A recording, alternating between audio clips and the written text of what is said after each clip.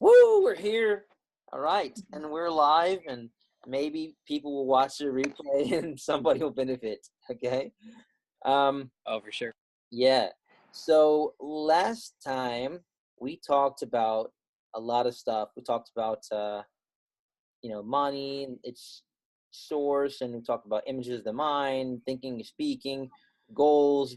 And then I think we want to start with being first cause, acting, that which receives, and then certainty. I think we can do that. And then maybe next time we'll be able to cover some more. Maybe we'll actually extend this to more than four.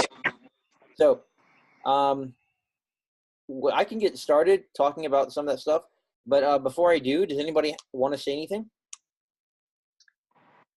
Well, for me, I haven't actually got to this one here yet. I'm just trying to just stick with a list kind of thing and get through the ones that I've already started. I have about 5 or 6 already started, so I'm not going to be able to contribute too much, I don't think.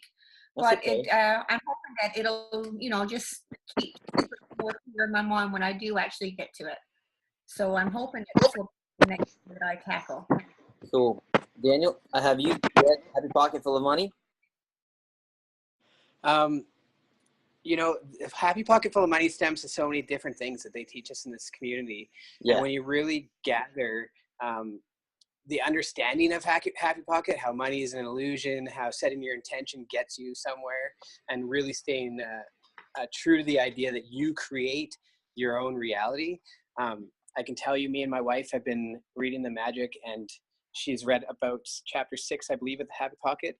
And as soon as we get focused on that intention of just staying true to it, it's amazing how many different things change and actually become our reality. Like money itself, like you go into these ideas that money's bad, it doesn't grow on trees, all those things that people say all the time. But really, it does grow on trees. They use a mixture of tree with other fibers as well. Now in Canada, they're kind of more plastic, but getting really clear on that intention set really allows you to understand that all of what Magic or Happy Pocket talks about really is that understanding of that you do create your own future. You do bring more money into your life. You do bring more abundance. So Cool. Absolutely. So with that in mind, I just will touch on actually the last chapter. I think we didn't go over it very much. It's goals, the roadmap to and in wealth. And so obviously it's good to set goals, right? But the book talks about for those people who are successful, they don't just set wish lists, they set goals, and they actually believe that they're going to achieve those goals, and they believe it so much that they actually believe that they're already achieving those goals. It's just a matter of being in the state of receiving those. So also another thing that was mentioned in the book is you can write whatever you want, and as long as you can envision that and visualize that thing very, very clearly, you will find that those things will materialize within some amount of time. And so they say write down 100 goals, but then if you want to really, really be successful, write down like 5,000 goals, and like be really descriptive and leave nothing out of those things, so that it's kind of like they describe it as the universe will make it happen for you. But for me, I believe that when you're really clear on what you want, you're gonna be more likely to take action toward that stuff. And also you basically pray that God makes it easy for those things to happen for you. And if it really starts with all just what do you want, and getting really clear on that, because a lot of people don't know what they want. They just like, oh, I want to be happy. Well, okay, how? What do you want exactly? What kind of lifestyle do you want to live? Right? Where do you want to live? That's why in our community, that's why they ask us to write down those things, in the very beginning before you even get started with our business, because if you don't know where you want to go, then how do you think you're going to get there? How do you think you're going to become happy? So, so you have anything to touch on there? that? this is something that a lot of people have actually reached out to me and talked to me about, and they say like, how do I come up with 5,000 goals, or how do I come up with 100,000 goals? Well, if you're really clear on where you want to go, you'll know the color of the drapes, you'll know the feel of the carpet on your toes, you'll know the sound of the outside or surroundings. And like when it comes down to picking out each one of those goals, like everything is a goal. Like the kind of food you want in your fridge, the kind of drapes, like I said, the kind of towels you want in your bathroom, are they embroidered with your initials? Like what kind of windows do you have? Like, are you going to have energy efficient windows? Are you going to have no windows? Are you going to have screens? Are you going to live on the beach? Or you, like, do you smell the salt in the air? Do you see the seagulls in the sky? Every last thing technically is a goal. So if you're setting 500 goals, when it comes down to it, 500 is really not that many at all. It might sound like a big number when you're not used to writing goals, but I mean, like I said, 100,000 goals is more realistic in the next 2 years than 4 goals or 10 goals or 100 goals. Yeah. It doesn't have to be massive things either. It could be, like you mentioned, Daniel, just little things like the texture of the carpet, you know, those types of things. Yeah, do you hear the dog, the neighbor's dog next door, or the sound of the wind through the trees, or whichever is your reality, whatever your goal may be. That's right. Awesome. So I want to welcome, I think it's Melissa, somebody correct me, and Rob Doobie, right? I should see the names. Oh, Melissa, yeah, Melissa Doobie and Rob Doobie. Okay, cool. Welcome, guys. So I wanted to touch on Melissa's last name. Everybody calls her Doobie, but it's Dubé. Oh, my bad. Hey, I pronounced it. Don't worry. That's okay. It's just my mom has the same last name, so that's the only reason I know. Oh, well, because see, Rob. Are you saying something, Rob? Can anybody hear him? No. Nope. Okay. I know he's away at work right now, so. Oh, okay. Well, cool. Cool. So thanks for joining, guys. We're just talking. We talked about some goals. Okay. And then I think, yeah, Rob. Hey, want to say something? Have you read the book? No, I haven't. Okay. Melissa, have you read Happy Pocket Full of Money? No. Okay. Well, this will be a good opportunity for encouraging everybody to listen to it, read it, so that we can be, you know, sharing what we take away from the book next time. Okay. As a matter of fact, if you are part of the Entrepreneurs Workshop group, which if you're not, you should be, just go to facebook.com/groups/Entrepreneurs Workshop. And there's like no apostrophes, it's Entrepreneurs Workshop. So facebook.com/groups/Entrepreneurs Workshop. And inside of there, you can go to the file section, which I already have open here. Let me just close these little chats here. And you can see that we have the book review meetings, which is basically kind of a summary of what we've gone over and the links to the videos. And again, I need to move this thing out of the way. And move it at the top there. That way. And then we have another thing, free books online. So if you guys have any books that you know you can get online, just add them down here. So we have Think and Grow Rich, Happy Pocket Full of Money audio, the PDF, Rich Dad, Poor Dad, a bunch of free audiobooks, Science of Getting Rich. I'm sure there's more, but I need just more participation. And then here's the Happy Pocket Full of Money PDF. So that's what I'm actually going over right now. And let me grab this down here. So we were talking about, yeah. A good suggestion. I can't take credit for this at all. I take this straight from Matthew Jang himself. A good way to break into Happy Pocket is actually to listen to the audio and when you go to sleep. So a lot of people will say it's not a good idea to listen to an audio while you sleep, but believe it or not, like I've listened to that audio probably 30 times while I was sleeping.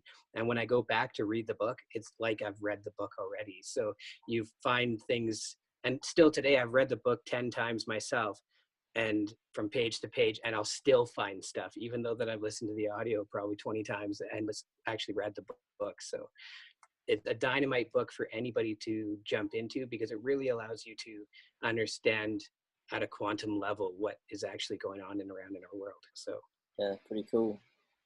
Awesome. So the next thing is, and it ties in really well with the goals, is that being first cause the beginning. Okay.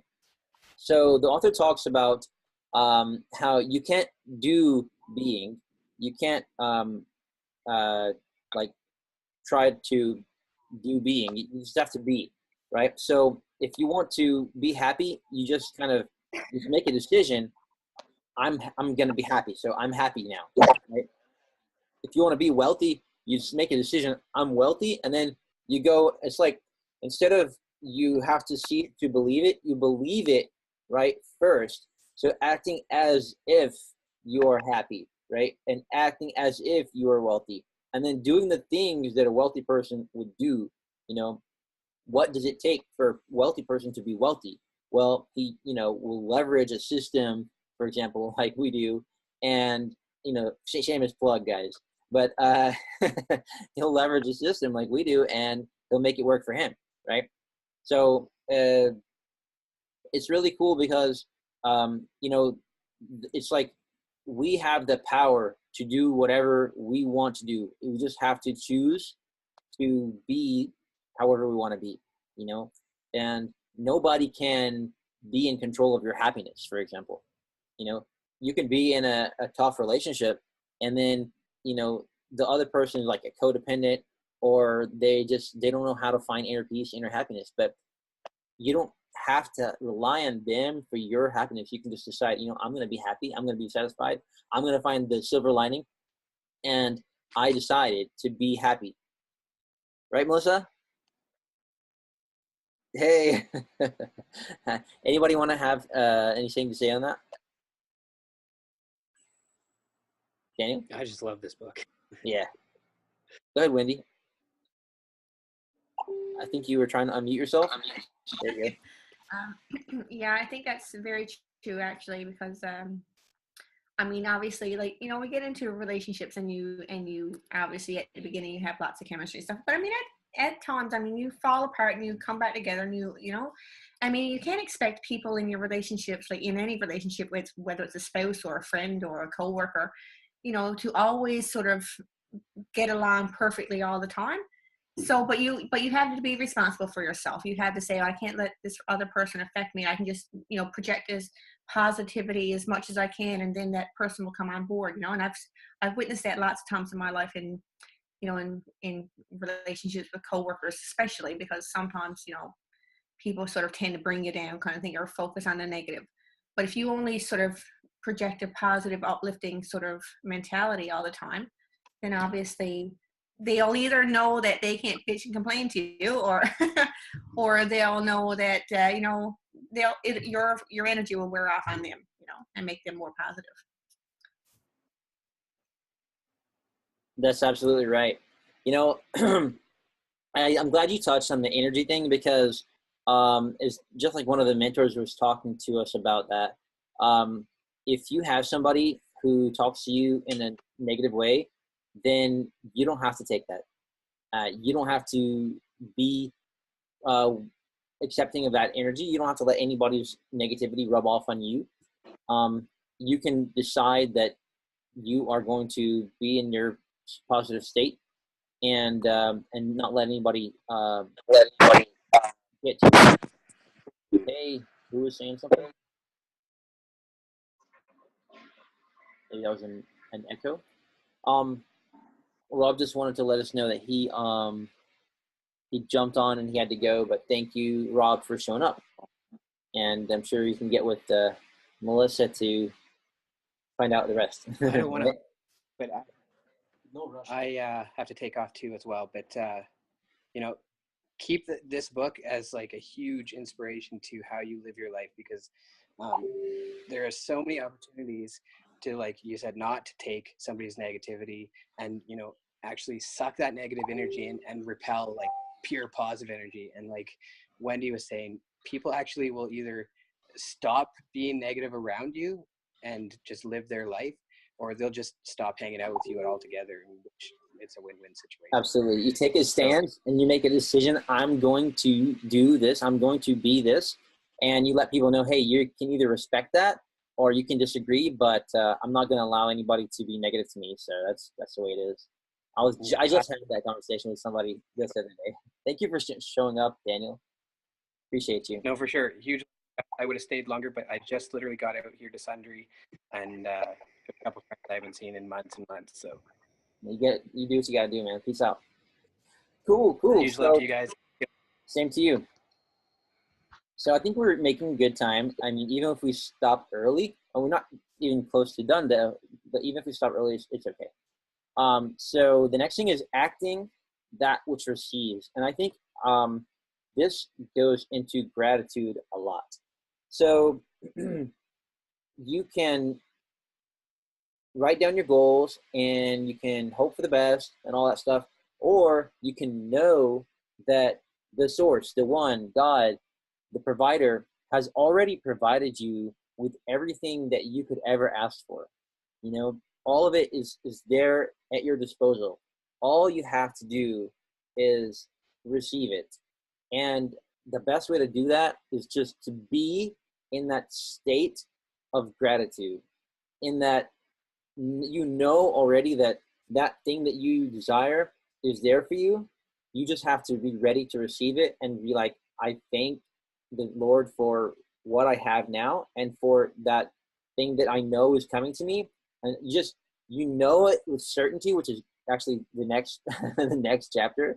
If you know with certainty that it's coming to you and that all you have to do is receive it, then you'll find things that like Rob Handwriter was talking about, you know, a moment of grace will occur, something serendipitous will occur, something that you wouldn't have expected, and you will find things just falling into place. So rather than worrying about you know, this happening or that happening or this not happening or that not happening, just know for sure in your heart that, you know, you are wealth, you are joy, you are abundance, and those things are coming to you. You just have to be really ready to receive them. So I think even in the magic, there's this practice of morning gratitude, and sometimes people use a little reminder, like a rock or maybe even a keychain or something they put in their pocket, and every time they touch it, you know, because people put their hands in their pockets, they will be reminded of, you know, what they should be great, you know, being grateful for. So it's something that I want to make sure that we all think about, because if you're grateful for, if you're trying to count all of the things to be grateful for, you'll never be able to count them. You know, just think about the human eye. You can't even imagine like how much blessing that is, right? Because there are people who don't have that, and I'm sure they would give anything just to get rid of you again. So, Wendy, do you have anything you want to touch on that with that? I just I muted myself just in case, like I'm just sort of nodding and not interacting. So just when I feel I want to add something rather than sort of going back and unmuting, I'll just keep myself unmuted for now since it's only a small group anyway. Okay, Melissa, how about you? No, not really. Okay. This is all still fairly new to me. Yeah, that's all right. It all kind of ties into everything, like all of the readings that we're encouraged to go through. It all kind of ties into the law of attraction and that type of thing. So it's almost just reinforcing everything that we've already sort of been touching on, which is nice. It's nice to sort of get little snippets of all of this through all of the things that we're reading. No, absolutely. I am starting, well, I'm not starting, but I have been reading The Secret, and I'm getting close to about halfway through that one yet. So I'm working on my first book. I work 2 jobs, so it's a little bit hard for me to Wow. commit a time to sit down and read a whole lot. And Yeah. but Well, my I best. heard. Oh, okay, that's cool. I heard that The Secret is actually on Netflix, and I went and watched it this weekend. It's really cool. Actually, there's a bunch of of us are already, you know, following. There's Dr. John Martini.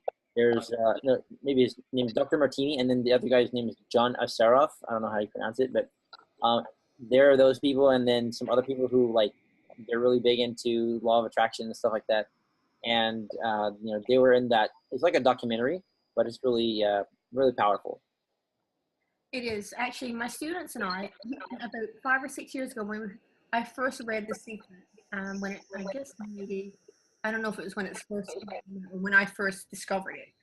But a few of my students were also had discovered it at around the same time, so we used to have really interesting discussions in class about it actually. But it was nice to see that they as teenagers were already starting to discover this. So yeah, it really does open your mind and makes you think in a completely different way about what you actually do attract. And I still touch on that in my classes lots of times too. Like students just come in and sort of have a bad day or something. And I say, now listen, let's just try to turn this around kind of thing and just see if we can attract positive stuff into your life. So I've been using it for 5 years or so in class. Not necessarily telling them that it's about the law of attraction always or the secret or whatever, but just sort of getting thoughts within their mind. And it works. It works. Cool. Yeah, they, you know, in The Secret, they go and talk about how you just kind of think of what you want, and it kind of causes a ripple effect, and that kind of touches on this cause and effect, the time law of the universe. But that's pretty much, you know, the law of attraction right there. What you think about, you become. You know, what you focus on grows. Those type of things. And so here in The Certainty, the most powerful force and the antidote to failure, I remember one thing that the author recently said, because I was just listening to it, is that fear is false evidence appearing real. If you think about false evidence appearing real, that's fear. Because there is nothing to fear except fear itself. You know, fear is just you not being certain that your future is going to be positive. You know, fear is some worthless worry. You know, that you know, you're worrying about something that hasn't even happened before. I have trouble when people are like chronic worriers. You know, I always try and say, you know, just think positively. Just have give God the benefit of the doubt. You know, I mean, he's in control. You know, like, don't always worry about what's going to happen. Like, why don't you just think that, okay, something good is gonna happen pretty soon. You know, or this is going to work out. You know, because the only way to fail really is to just change in your mind that you think, okay, this is not going to work out, I'm going to give up. You know, that's the way to fail. But if you don't ever fail, which is actually I think another part of another chapter, success, you can never fail. You'll never fail unless you choose to fail, which is you give up. You know, so if you have certainty, then you're guaranteed success. It's just a matter of time. It's just a matter of, and again, they talked about time, how time is just kind of like an illusion. It's like everything is happening, you know, now, right? It's all now. And so, I mean, that's kind of a perspective. You know, he even talks about how, you know, quantum physics and stuff like that perspective gets into that discussion. But what I wanted to say is, like, in terms of certainty, I remember where there was this example they gave in which if the Olympic trainee, the people who train for Olympics, they would like envision themselves being winning the race or lifting that heavy weight or whatever, and they were certain that they could do it. You know, so they actually would just visualize it and be completely certain that that's what they were going to do. And they had hooked them up with all these biological measuring equipment, and they actually measured that the muscles that were supposed to be working while they were actually running or lifting or whatever were actually working just by them thinking about it and being certain that this is what's going to happen. So visualizing it, it really does have an actual effect because your mind doesn't really know the difference. You know, you can actually kind of trick your mind or just feel really confident that, you know, with your belief and with repetition of your positive affirmations, and being certain that whatever you want is going to be there for you, or you're going to accept it. And you're going to find yourself actually taking the steps toward that thing, and that thing coming towards you. You know, I believe that wholeheartedly because, I mean, for example, when I got thrown back into the market, you know, and I had to find a job, I told myself the salary that I wanted. And I said, that's what I'm worth and that's what I'm going to get. And no matter what people told me, oh man, that's more than, you know, you're not going to get that. It's more than, you know, what the average Joe gets. I just kind of worked toward that, and I believed wholeheartedly in my heart that that's what I'm worth. That's what I'm going to get. And that's why I was telling everybody that's what I'm marketing myself at. And so, you know, I believed it enough that other people say, okay, you know, there you go. There's a job for that's the money you want. So it's amazing how that kind of thing actually does work. You can have confidence, and it will really show. Go ahead, Melissa. Yeah, I just wanted to say, like, I didn't want to cut you off or your train of thought, but I do have to go. I got volleyball tonight, so. Well, thank you for showing up. Yes, absolutely, and I will try and catch the replay. You guys are going to put this on our page, right? It's going to be on the Entrepreneurs Workshop. If you're not in the group already, you can just ping me, or you can just ask anybody. They'll show you. I'll make sure I put it in. You send me the link for it? Yeah, I will. Sure. Okay, awesome. Well, thank you. I'm sorry I can't stay longer.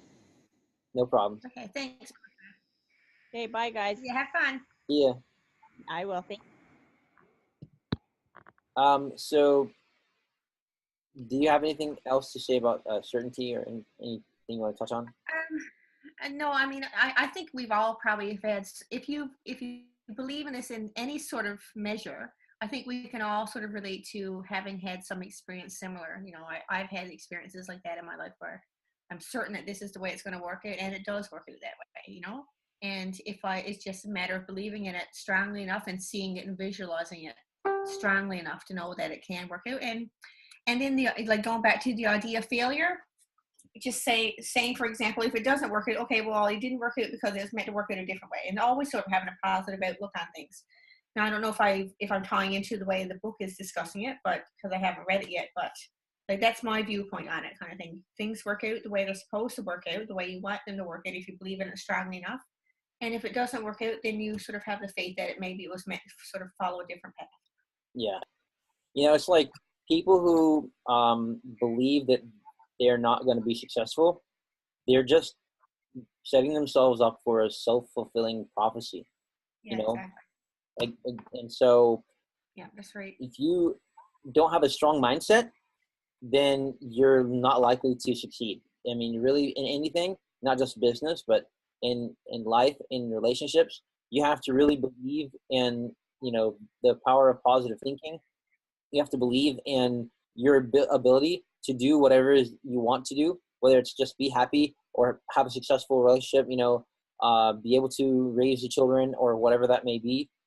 Then you will find yourself doing that. But if you believe the opposite, the same thing will happen. You're going to find yourself in despair. Yeah, for sure. I'm going to just touch on a few of the other things in there just so we can talk about them. So the cause and effect. So in the idea of the law of attraction, it's said that you can just think something and your thoughts are actual things. You know, so everything is energy, right? And your thoughts are actual, you know, like waves of energy that can go out there and can touch somebody, can touch something, can actually have an impact on the world, and that it will be a cause. And the effect could be that, you know, that thing that you are thinking about all the time, you're attracting that. And that thing that you're thinking about will end up coming to you in a way that you might not have even guessed. It's just that the source, the one, God, you know, people think of it as the universe, that it's, you know, the prime law of the universe is that those things will attract each other, and those things will fall into place. Is my voice coming clear? I'm hearing some type of static. Yeah. Okay. Sounds good. Yeah. Yeah. And then Oh yeah, one good example was they said that a butterfly might flap its wings, and then it will eventually cause like a hurricane or something in Japan or whatever. You know, I think they'll call it hurricanes. They call it something else. Yeah. Let's see. Yes, and I think the last time I wasn't on last week, but I mentioned the documentary I Am, which was Yeah, written by Tom Sheen. Again, it talks about the same idea about how, as a collective, if we have, like, we can actually impact like wars in the world, and just by the collective negative or positive energy that a large group of people would have, and it sends out those waves into the rest of the world, and it could mhm, cause, it's been shown, I think, that just before like a natural disaster or some major catastrophe, um, I can't quite remember how it goes now because, like I said, it's been a while, but since I've watched it, but it seems to be tied into sort of what's happening in another part of the world, like with the negative energy or yeah, positive energy in that sort of developing in a certain area. So it's interesting how we can all affect each other by a collective energy source that we project into the world. yeah. I think there is some aspect of truth to that. Yeah. Um, let's see. So let's talk about um, where is it? Oh, want not, desire, but never ever want. Okay, so this is something very powerful. If you if you want something, it's kind of like, oh, I'm just kind of curious about it. I kind of, want that. But if you desire something, then it's like that thing is on your mind all the time. That's the thing you're working toward. You know, it's kind of like they say, do, never ever try, only do. You know, and I think Yoda said that in Star Wars, but also it's like in this book. Oh, I think it's also in like Think and Grow Rich from Napoleon Hill. Yeah, yes, I think so. Yeah. Yeah, did you read that book too? Yeah. Yeah, that was one of the first. I think the first one I read was the Science of Getting Rich, and I also read Rich Dad Poor Dad. I put all those books in there that I've read. Um, I think that we've had a pretty good session today. There's plenty of stuff to talk about after this.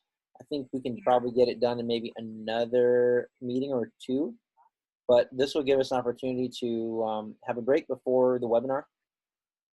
Yes. Yeah. So That sounds good. awesome. So thank you again for attending. I'm just going to cut it short. So it's usually 45 minutes, but 35 minutes is all good too. Yeah, that's perfect. And hopefully by next time, I'll actually have gone through and be able to contribute based on the book and not my other readings. That's all good. Thank you so much. Alrighty. Okay. Thanks, Ahmed. All right. Bye. See ya. See ya.